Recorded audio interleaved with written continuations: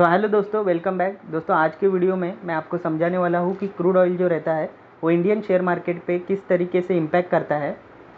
And also आज के दिन जो निफ्टी में 1% से भी ज़्यादा का फॉल देखने को मिला, तो ये फॉल के पीछे का रीज़न क्या है ये भी जानने को मिलेगा। और ऑल्सो दोस्तों एक गुड न्यूज़ है जिसकी वजह से हो सकता है कि कल हमें मार्केट में एक पॉजिटिवनेस देखने को मिल सकता है। तो दोस्तों वीडियो काफ़ी इंटरेस्टिंग है एंड काफ़ी इन्फॉर्मेटिव भी है, काफ़ी कुछ आपको सीखने को मिलने वाला है। तो प्लीज़ ये वीडियो को आप एंड तक ज़रूर देखिए। तो देखो दोस्तों, फर्स्ट ऑफ ऑल हम लोग ये समझेंगे कि क्रूड ऑयल जो रहता है वो इंडियन शेयर मार्केट पे, इंडियन स्टॉक मार्केट पे किस तरीके से इम्पैक्ट करता है। सबसे पहले दोस्तों, क्रूड ऑयल का प्राइस अगर बढ़ता है ना, तो उससे क्या होता है, इम्पोर्ट का बिल बढ़ता है। ठीक है, अब इम्पोर्ट का बिल कैसे बढ़ता है दोस्तों, हमारा इंडिया जो है, ये इंडिया में क्या होता है, क्रूड ऑयल जो रहता है हम खुद से मैन्युफैक्चरिंग नहीं करते। ठीक है, हमें क्रूड ऑयल जो है वो बाहर से मंगाना पड़ता है, बाहर से इंपोर्ट करना पड़ता है। तो आप खुद ही समझिए, अगर बाहर से इंपोर्ट करना पड़ता है और अगर क्रूड ऑयल का प्राइसेस बढ़ गया तो ऑब्वियसली जितना भी हम क्रूड ऑयल बाहर से इंपोर्ट करते हैं तो इंपोर्ट का बिल, गवर्नमेंट का इंपोर्ट का बिल जो भी रहता है तो वो बढ़ेगा ही बढ़ेगा, राइट।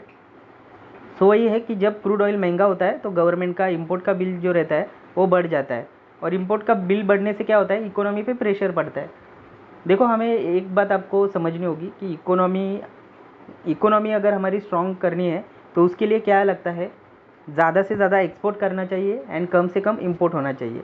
बट यहाँ पे क्रूड ऑयल का प्राइसेस अगर बढ़ता है तो क्या होता है, इंपोर्ट बढ़ता है। ठीक है, तो इंपोर्ट बढ़ने से क्या होता है, फिर इकोनॉमी पे ऑलरेडी ऑटोमेटिकली प्रेशर आ जाता है, राइट। इकोनॉमी प्रेशर में आ जाती है। ऑल्सो इन्फ्लेशन बढ़ने लगता है दोस्तों। इन्फ्लेशन कैसे बढ़ता है, तो क्रूड ऑयल प्राइस बढ़ने से क्या होता है, ट्रांसपोर्टेशन हो गया, पैकेजिंग हो गया, लॉजिस्टिक हो गया, इन सब का कॉस्ट बढ़ता है। और इन सब का कॉस्ट बढ़ने से क्या होता है, इन्फ्लेशन का ट्रिगर हो जाता है, जो कंजम्पशन और प्रॉफिट मार्जिन दोनों को इम्पैक्ट करता है। अब प्रॉफिट मार्जिन एंड कंजम्पशन को किस तरीके से इम्पैक्ट करता है, तो देखो दोस्तों, कुछ सेक्टर होते हैं जहाँ पे क्रूड ऑयल के प्राइसेस जो है वो डायरेक्टली अफेक्टेड होते हैं।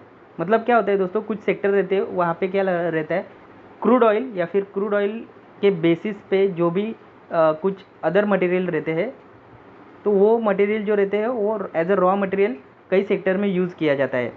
ठीक है, जैसे सेक्टर आप देख सकते हो, पेंट सेक्टर हो गया, टायर सेक्टर हो गया, एफएमसीजी सेक्टर हो गया, एविएशन, लॉजिस्टिक, इन सब को कहीं ना कहीं क्रूड ऑयल की ज़रूरत होती है।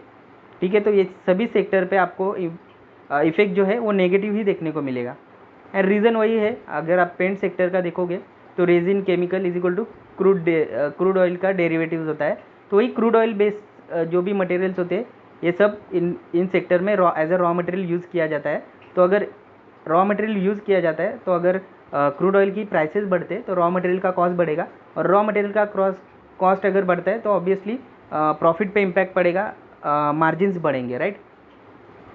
तो यही है कि सेक्टर की मार्जिन पे डायरेक्ट असर होता है अगर क्रूड ऑयल का प्राइसेस बढ़ता है तो। उसके बाद है रिफाइनरी स्टॉक्स, मिक्स इम्पैक्ट रहता है। आईओसी हो गया, बीपीसीएल हो गया, जैसे ओएमसीज के लिए रिफाइनिंग मार्जिन बढ़ सकता है, पर अगर वॉलेटिलिटी ज़्यादा हो तो उन पे भी प्रेशर आता है। अच्छा, अब आज के दिन 12 जून 2025 के दिन इंडियन मार्केट में हमें 1% का फॉल देखने को मिला। ये फॉल क्यों आया दोस्तों, क्योंकि क्या हुआ, 11 जून को क्या हुआ, ब्रेंट क्रूड ऑयल है जो जिसका प्राइस $70 पर बैरल से भी $70 पर बैरल क्रॉस किया था 11 जून को। ठीक है, ब्रेंट क्रूड ऑयल $70 के ऊपर चला गया था, जो कि 2 मंथ का भी हाई था। एक ही दिन में क्या हुआ, 6% का जंप देखने को मिला क्रूड ऑयल के प्राइस में। ठीक है, और इसी की वजह से उसका इम्पैक्ट जो है वो 12 तारीख को इंडियन शेयर मार्केट के ऊपर देखने को मिला। क्रूड ऑयल स्पाइक ने इन्फ्लेशन फियर बढ़ाया। जब क्रूड ऑयल इतना तेज़ी से बढ़ता है तो एनालिस्ट जो रहते हैं उनमें इन्फ्लेशन का एक फियर आ जाता है। ठीक है, तो वो फियर से क्या करते हैं, एनालिस्ट लोग जो है इन्फ्लेशन फोरकास्ट रिवाइज करते हैं। मार्केट में क्या होता है, सेंटिमेंट बिगड़ता है, स्पेशली कंजम्पशन हेवी स्टॉक पे इफेक्ट आता है। और इसीलिए आपने देखा होगा आज के दिन अगर आप एफआईआई का डेटा देखोगे तो आज के दिन एफआईआई ने भी अच्छा खासा सेलिंग किया है। तो ये सेलिंग के पीछे का मेन रीज़न ये हो सकता है, नहीं हो सकता, ये नहीं बता सकते, बट यस आज के दिन अगर आप देखोगे तो एफआईआई का सेलिंग भी हुआ है। तो बस दोस्तों, मेन रीज़न तो यही था कि क्रूड ऑयल 11 तारीख को क्रूड ऑयल में 6% का जंप देखने को मिला, तो इसी की वजह से उसका इम्पैक्ट जो है वो आज के दिन हमें 12 तारीख को इंडियन मार्केट पे दिखाई दिया, जिसकी वजह से 1% का फॉल हमें दिखाई दिया।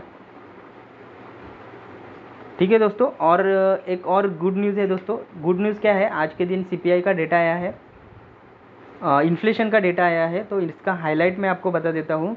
मई 2025 का CPI इन्फ्लेशन 2.82% आया है। अप्रैल 2025 का CPI डेटा था 3.16%। तो यहाँ पे इन्फ्लेशन में गिरावट हुई है, एंड ये जो गिरावट हुई है ये लोवेस्ट है ईयर ऑन ईयर बेसिस पे इन्फ्लेशन सिंस फरवरी 2019। मतलब फरवरी 2019 से फर्स्ट टाइम इतना कम इन्फ्लेशन आया है। ठीक है, तो फर्स्ट टाइम इतना इन्फ्लेशन कम हुआ है, ये काफ़ी बढ़िया न्यूज़ है दोस्तों। तो इसका इम्पैक्ट हमें नेक्स्ट डे मतलब 13 तारीख को ज़रूर देखने को मिल सकता है। ठीक है, डिक्लाइन हुआ है ऑफ 34 बेसिस पॉइंट से फ्रॉम लास्ट मंथ, तो काफ़ी बढ़िया न्यूज़ है दोस्तों। तो आई होप कि ये जो न्यूज़ है इसका इम्पैक्ट हमें, पॉजिटिव इम्पैक्ट हमें निफ्टी पे देखने को मिल सकता है। ऑल्सो दोस्तों क्या हुआ है ना, ईरान और इजराइल में टेंशन्स बढ़ने लगे हैं, तो इसके वजह से भी थोड़ा सा प्रेशर, ग्लोबली प्रेशर आया है।